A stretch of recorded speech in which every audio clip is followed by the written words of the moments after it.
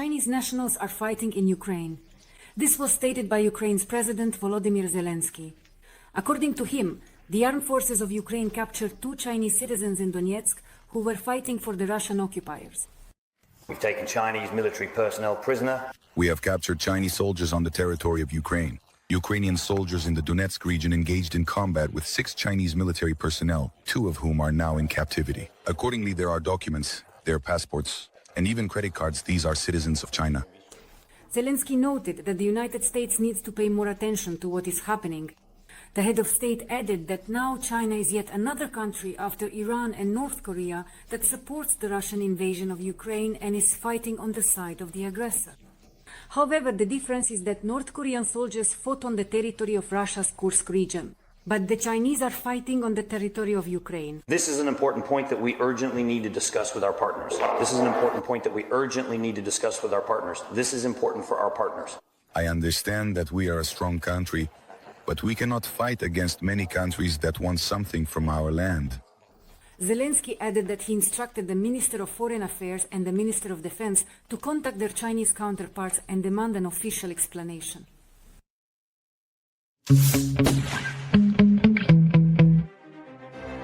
Beijing is focused on Taiwan. The communists dream of returning the island to the motherland. The People's Republic of China periodically stirs up military hysteria around Taiwan. Punishment for separatists, that's how the Chinese authorities have described the military exercises that began on March 17th off the coast of Taiwan. The Chinese military exercises near Taiwan on Monday became a punishment for the ongoing propaganda of separatism. This is according to a harsh statement from Beijing, referring to Taiwan's President Lai Ching-te. China insists that the reunification of the mainland with the island is inevitable. And while the communists publicly declare peaceful reunification, in reality Beijing is preparing for war. The US claims that China will be ready to invade Taiwan by 2027. What is the history of the China Taiwan conflict? Possible scenarios for the development of the war, as well as the military capabilities of these 2 states. More on this ahead in Arsenal. The Republic of China Taiwan as it exists today is the result of the civil war in China from the mid-1940s to the 1950s, when, after a series of armed conflicts between the forces of the Republic of China and local communists, the latter seized power on the mainland. We are for the eradication of war. We do not need war, but war can only be eradicated through war. If you want there to be no rifles, pick up a rifle yourself.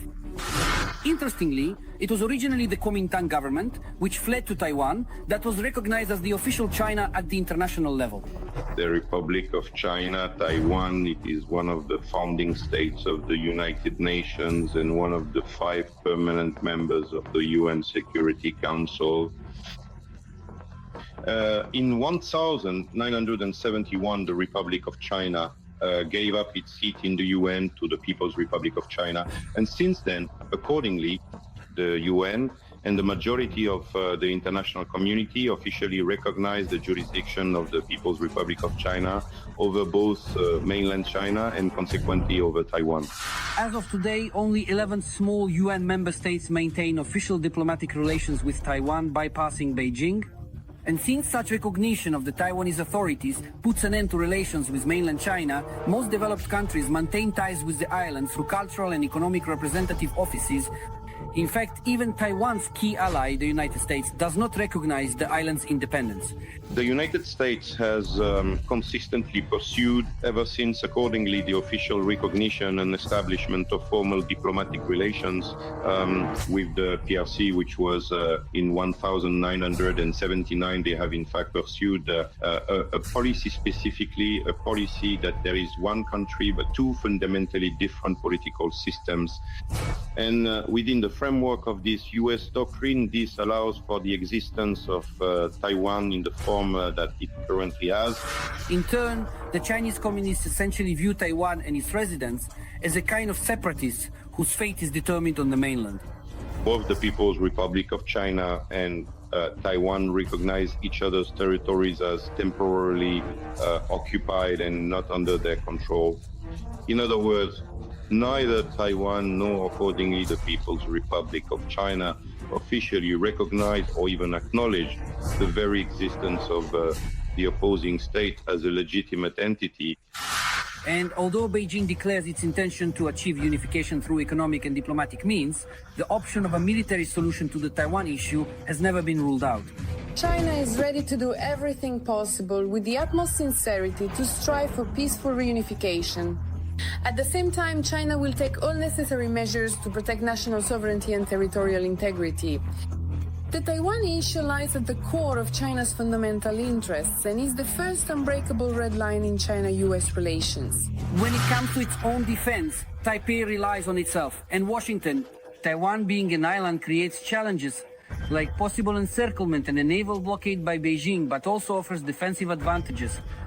To defend against a much larger communist adversary, the Republic of China, Taiwan, develops its naval and air forces. The main task of the Republic of China Air Force is to protect the airspace over and around Taiwan from PRC attacks.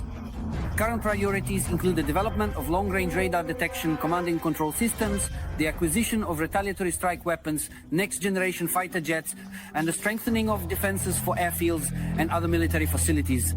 Taipei has hundreds of combat aircraft in service, including 120 American F-16 fighters, 56 French Mirage 2000s, as well as more than 100 domestically produced Qingguo multi-role fighters. Navy in ROC differs. In maritime matters, Taiwan relies more on its allies, mainly the US.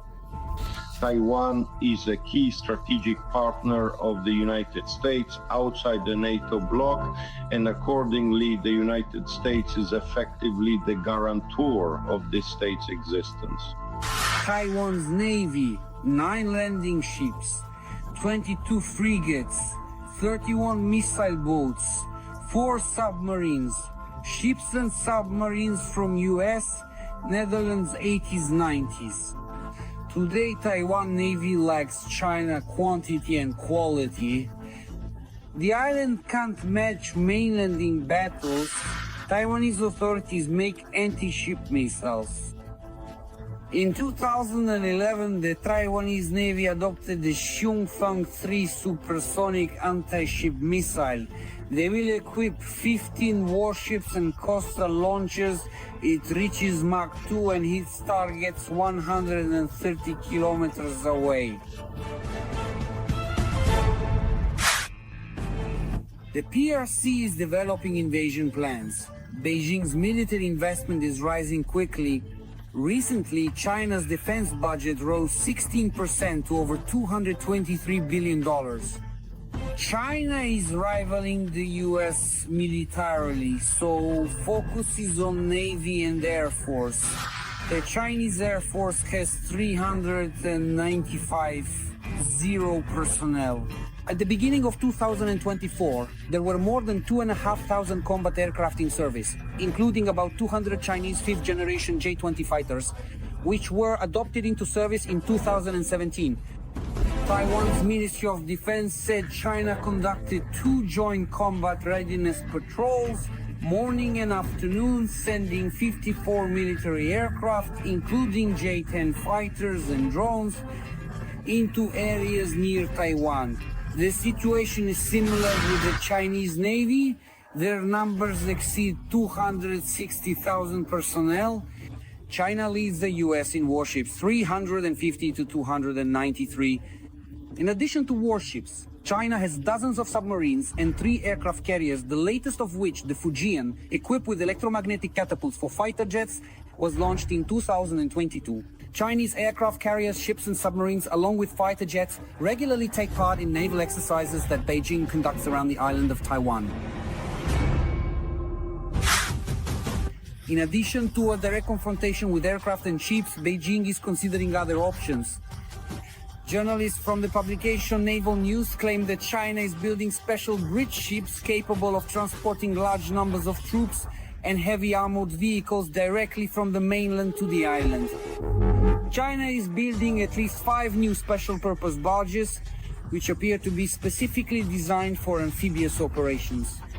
The barges could provide China a way to unload many tanks onto Taiwanese roads. Done.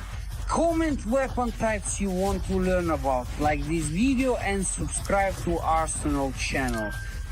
Link in video description.